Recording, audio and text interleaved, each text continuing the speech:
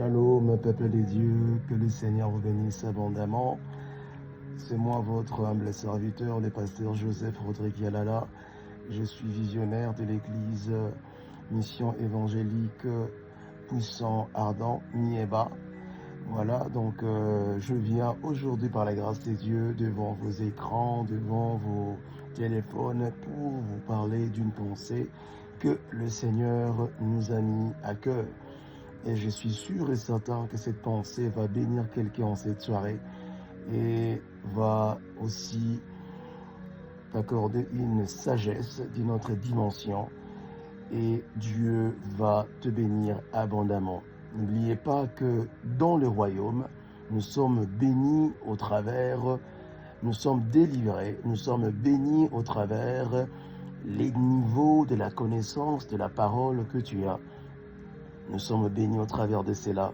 Sans la connaissance, sans la sagesse, sans l'illumination spirituelle ou l'éclairage spirituel de la parole, tu ne peux pas avancer ni faire de progrès dans le royaume. Voilà, sans plus tarder, par la grâce de Dieu, je vous parlerai aujourd'hui d'une thématique ou d'un thème que j'appelle le bienfaiteur de la destinée. J'en ai énuméré 5 et par la grâce de Dieu, nous allons découvrir au travers les Écritures. Je vais prier le Seigneur. Adonai, nous te rendons grâce car tu es merveilleux. Seigneur, je recommande ce moment où j'aimerais parler de ta part entre tes saintes mains. Père éternel, je n'ai aucune expérience de parler de ta part. Qui peut parler de ta part? Qui a la connaissance? Qui a l'expérience? Je n'ai aucune expérience, Seigneur Dieu. Toi, tu dis dans ta parole, ouvre ta bouche et je la remplirai. Yahweh, mets tes paroles dans ma bouche qui va bénir ton peuple. Laisse que quiconque qui écoutera les sons de ma voix, quiconque qui va regarder cette vidéo, qu'elle soit bénie.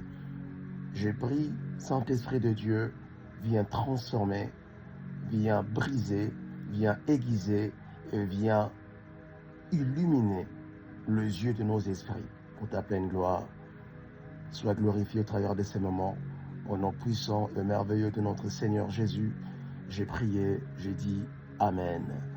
Amen, amen, amen. Que le Seigneur vous bénisse abondamment. Voilà, une fois de plus, je suis votre humble serviteur, le pasteur Joseph Rodrigue Yalala. Voilà, de temps en temps, vous allez commencer maintenant à me voir dans vos téléphones et dans vos écrans, partout où vous nous suivez. Et l'Esprit nous a mis à cœur de vous partager certaines vidéos qui vont vous faire beaucoup de bien et qui va activer une autre dimension de la sagesse dans la parole. Voilà, sans plus tarder, aujourd'hui, nous allons parler d'une thématique que j'intitule « Le bienfaiteur de destinée ». Je n'aurai pas beaucoup de minutes, mais le peu de minutes que je veux faire, prête-moi ton attention, cet enseignement va te bénir. Voilà, j'en parle 5 bienfaiteurs de destinée. Avant de parler de les énumérer, j'aimerais d'abord te définir c'est qui un bienfaiteur. En d'autres mots, les hommes providentiels. Les hommes providentiels, en d'autres mots, le bienfaiteur de destinée, ce sont les hommes, ce sont les femmes que Dieu a mandatés, que Dieu a mis le fardeau dans le cœur pour te faire du bien, pour te bénir et pour t'accompagner dans la destinée. En d'autres mots, c'est un homme, ça peut être un homme, ça peut être une femme, ça peut être un enfant, ça peut être quelqu'un qui n'est pas de ta famille, mais que Dieu va utiliser comme un instrument pour te bénir et pour changer ta vie. Voilà. Sans plus tarder, j'aimerais en énumérer 5 bienfaiteurs de destinée qui sont des hommes, de femmes que tu ne dois jamais, jamais, jamais manquer dans ta vie sur la terre des hommes. Voilà. Le premier catégorie de bienfaiteurs de destinée, selon la parole de Dieu, je les appelle le connecteur divin.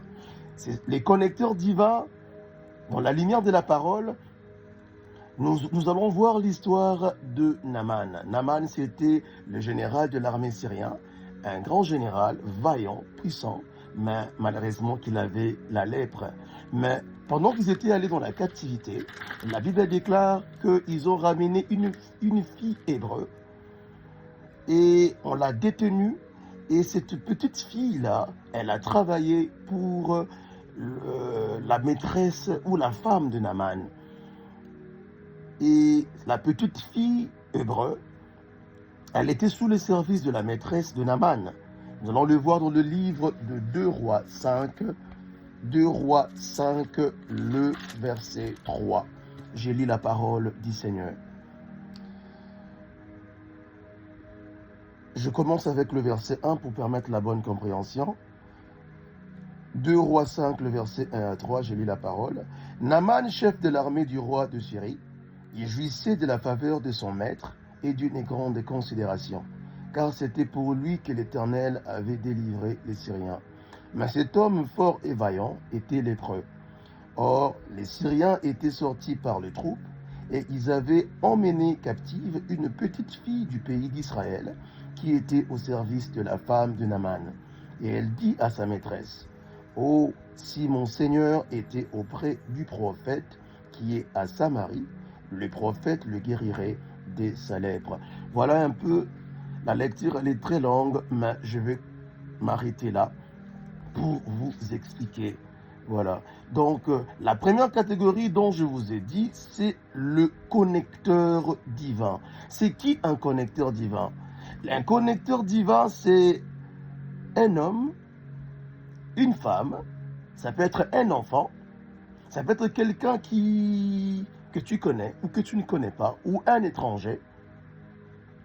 C'est quelqu'un qui a l'information. C'est quelqu'un qui connaît celui dont ta destinée a besoin pour être béni et pour être délivré. Un connecteur divin, ça peut être ton fils, ça peut être ta fille. Bien-aimé, ce sont des hommes et des femmes qui ont l'information. Ce sont les hommes et les femmes qui ont l'information. Ils sont connectés. Ils connaissent l'homme ou la femme qui peut changer ta destinée. Souvenez-vous avec l'histoire de Naaman. Naaman, ça faisait très longtemps qu'il avait la lèpre, mais il ne savait pas que dans sa maison, la servante, la captive, elle avait l'information. La petite fille, elle avait l'information dont il avait besoin pour obtenir sa délivrance. Depuis tous ces temps, elle vivait dans sa maison, elle servait sa femme. Elle avait l'information. Et la petite fille a interpellé sa maîtresse. Maîtresse, il y a un serviteur de Dieu à Samarie. Il s'appelle Élisée. Si le maître peut aller le voir, il va le guérir de sa lèpre. Et quand le mari était de retour, sa femme lui a parlé, lui a interpellé, et la Bible nous dit qu'il est allé à la Samarie pour rencontrer le prophète Élisée. Et en rencontrant le prophète Élisée, malheureusement, il s'attendait que le prophète Élisée devait sortir de la maison pour venir le rencontrer, ou soit l'imposer le main, mais le prophète n'était pas sorti. Il a envoyé un messager de lui donner l'instruction d'aller se jeter 7 fois dans la rivière de Jourdain. Et la 7e fois, quand il sortira de la rivière, il sera délivré et il sera guéri de sa lèpre. Voilà un peu, il a pratiqué l'instruction que l'homme de Dieu lui avait donnée. Et du coup, il était guéri et il était délivré. L'information provenait de qui? L'information provenait de la petite fille qui était détenue, captive. Donc, elle travaillait pour la femme de Naaman. Bien-aimé, un connecteur divin, ça peut être quelqu'un qui est dans ta maison, ça peut être quelqu'un qui vit avec toi, ça peut être une boniche, ça peut être une bonne, ça peut être quelqu'un, ça peut être ton fils, ça peut être quelqu'un qui parfois on néglige. Ça demande beaucoup de discernement spirituel pour discerner, pour connaître le rôle que ces hommes peuvent jouer dans notre vie. Ça peut être ton enfant. Un jour, les enfants sont les enfants sont les anges de Dieu. Un jour, l'ange de l'Éternel peut descendre sur lui. Et l'ange de l'Éternel peut le saisir. Il peut te parler. Maman, papa, allons-y prier. Il peut vous amener dans la prière. Et pendant que vous allez arriver dans la prière, tu peux prier au même moment. Et l'Esprit t'ouvre les yeux. Et l'Esprit te donne une révélation qui peut changer ta vie au moment où ton fils t'a attiré à la prière. Bien aimé, le connecteur divin, ça peut être n'importe qui, ça peut être quelqu'un que Dieu a positionné autour de toi, mais qui a l'information, qui est connecté avec l'homme dont ta vie a besoin pour la délivrance. Ça peut être aussi du receveur que nous voyons en cours de chemin. Un receveur, ou soit dans un taxi, comme en Afrique, tu peux trouver quelqu'un. Et ces hommes-là, ou ces receveurs-là, ils peuvent avoir une information dont tu as besoin, qui peut changer ton histoire. Ça peut être dans ton lieu de travail. Ces gardes de sécurité, les agents de sécurité qui sont là, ils ont les informations sensibles pour les entreprises. Ils connaissent comment les entreprises fonctionnent. Ils connaissent l'organigramme de chaque entreprise. Ils ont les informations que les autres n'ont pas. Maintenant, quand toi, tu peux être en bonne relation avec lui, il va te filer une information qui pourra changer ta destinée. Le monde fonctionne sur base de informations. N'oublie jamais ça. C'est pourquoi il ne faut jamais, jamais, jamais négliger les hommes. J'ouvre une parenthèse. Bien-aimé, la bénédiction de l'Éternel provient de Dieu au travers l'homme vers l'homme. La bénédiction de Dieu provient de Dieu au travers l'homme vers l'homme. Ça signifie quoi? Dieu va te bénir qu'au travers un homme. Dieu va te visiter au travers un homme, bien-aimé. Dieu ne descendra pas sur le ciel. Il ne descendra pas sur le ciel pour venir te visiter. Il va passer toujours par les hommes qui sont autour de toi. C'est lui qui néglige les hommes. C'est lui qui banalise les hommes. C'est lui qui dit, voilà, moi je n'ai pas besoin des hommes. Bien-aimé, tu fermes les portes de ta grandeur. Tu fermes les portes de ton élévation. Jésus-Christ est notre Seigneur. L'unique et le véritable Sauveur. Le Créateur du ciel et la terre. Bien-aimé, pourquoi lui-même qui est le Créateur, il n'était pas descendu sur la terre pour faire la mission? Mais la Bible nous dit qu'il est venu par le biais de son ange. Il a envoyé l'ange Gabriel pour venir négocier avec Marie, pour venir parler avec Marie, de porter la grossesse de notre Seigneur. Il était venu négocier. Lui qui était le Sauveur, lui qui était Dieu, il pouvait descendre. Mais même étant que Dieu, il avait besoin d'un homme auprès duquel il devait passer. Je suis en train de prier pour quelqu'un en cette soirée. En ce mois de mai, je déclare que l'Éternel te donnera des hommes dont tu as besoin, qui seront des connecteurs divins, qui vont te connecter aux hommes, qui vont te connecter aux femmes, qui vont te connecter aux informations dont tu as besoin, qui va changer ta destinée. Que cela soit ton témoignage au nom de Jésus. Bien-aimé, c'est ça notre première catégorie de bienfaiteur de destinée. Il s'appelle le connecteur divin. Le connecteur divin, il n'a pas de moyens, il n'a pas de ressources, il n'a pas de biens, il est insignifiant. Parfois il est sale, parfois on le néglige. Mais il a l'information dont tu as besoin. Il a l'information dont tu as besoin qui va changer ton histoire. Ça demande beaucoup de discernement de l'esprit pour discerner le rôle, pour savoir que non, celui-ci c'est un ange de Dieu.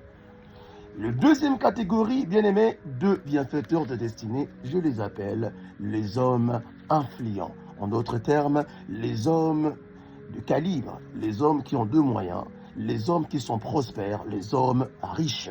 Bien aimé, la deuxième catégorie de ces hommes, tu en as besoin. Tu y en as besoin.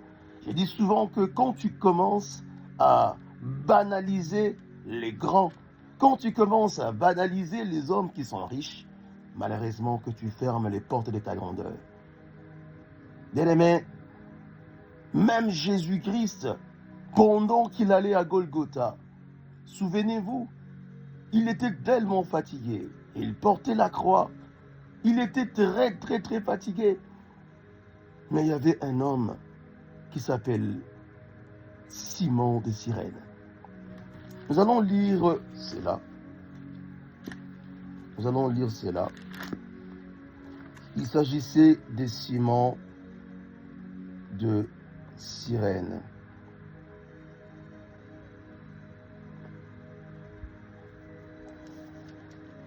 Merci Saint-Esprit de Dieu. Merci Saint-Esprit de Dieu. Merci Saint-Esprit de Dieu. Merci Saint-Esprit.